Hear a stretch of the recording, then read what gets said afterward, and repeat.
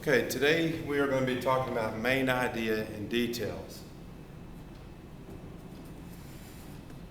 Now, to identify the main idea and details, you have to do the following. Number one, read the entire passage. Now, if this is a story that you're reading, a newspaper article, or an informative text that we'll be reading in class, social studies, science, math, whatever the article is from or whatever it relates to identify the main idea, you have to read the entire passage.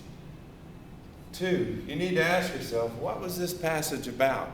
Okay, or what did I learn? All right. Oftentimes I like to think about, all right, what does the author want me to take away from this? What does the author feel is important that I need to know? Okay. And number three, you need to underline the first and the last sentence of your passage or paragraph. Number four, sorry, it's a little bit scratchy looking, but number four, you have to summarize the first sentence and the last sentence. You combine these two in step number 5. You combine the first sentence and the last sentence into one summarizing sentence.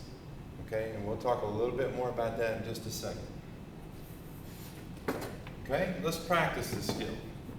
First of all, I have a passage here. This is the first paragraph from readworks.org. It's called A Messy Tea Party. One of the first things I want to do is I want to look at the title of the passage. Okay? Well, I know what a tea party is. Okay? And I know what a mess is. Trust me, I have 2 children, 2 boys of my own. They can be messy. But I know what a tea party is. Okay?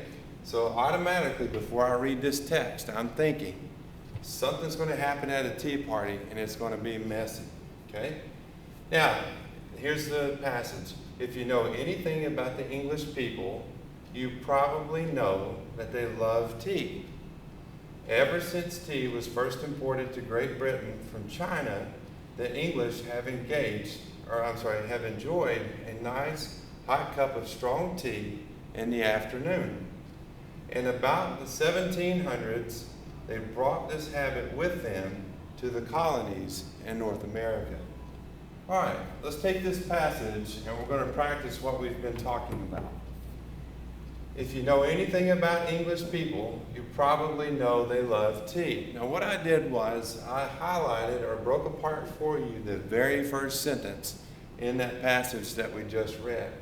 So this is the first sentence. If you know anything about English people, you probably know they love tea. All right, now I've got to ask myself, what did I learn from that passage? What did I learn from that paragraph? Well, I underlined the first sentence. That's usually where your main idea will be identified. All right, to summarize it, summary means to give me just the highlights. Tell me just a little bit about it, not the whole detail. Summary. English people love tea. That's a great summary, okay? Here's the last sentence in that passage. Ever since tea was first imported to Great Britain from China, the English have enjoyed a nice hot cup of strong tea in the afternoon. And in the 1700s, they brought this habit with them to their colonies in North America.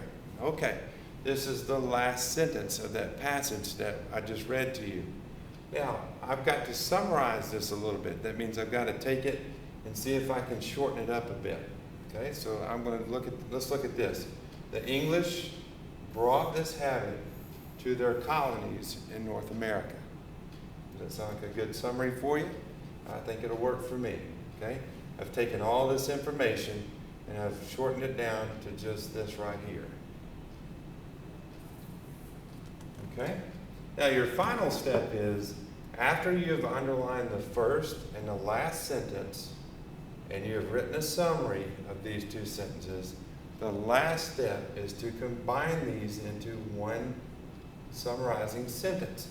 So what I did was I took sentence number 1 summary that I created that said English people love tea. And then I combined it with sentence number 2 summary, which is the English brought this habit to the colonies in North America. Well, I can put those together and I can come up with what the main idea is.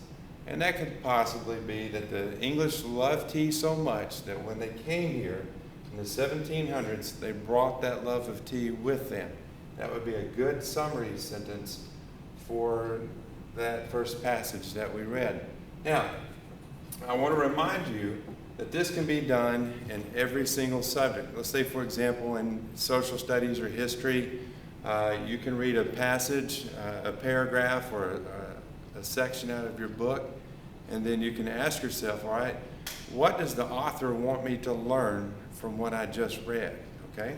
And then you go back through those steps. You underline the first sentence and write a summary statement of what that first sentence is all about. And then you underline that last sentence in the passage, and then you write a summary sentence of what that sentence was about, okay? Now, another step too that I don't have on a slide for you that's a really good idea is to, before you read a passage, if you see that there are a lot of questions with it, make sure you read those questions first. That also kind of gives you an idea as to what the author wants you to learn. It will save you a lot of time on like TCAP or any other kind of time test like that where you have to read a passage and answer questions. So make sure you also do that you read the questions first and then you go in and read that passage. I hope this has helped you some. If you have any questions, make sure you contact me or come to me and let me know. And we'll try to work on this a little bit more in class. I hope you have a great day. And I'll talk to you later. Thank you.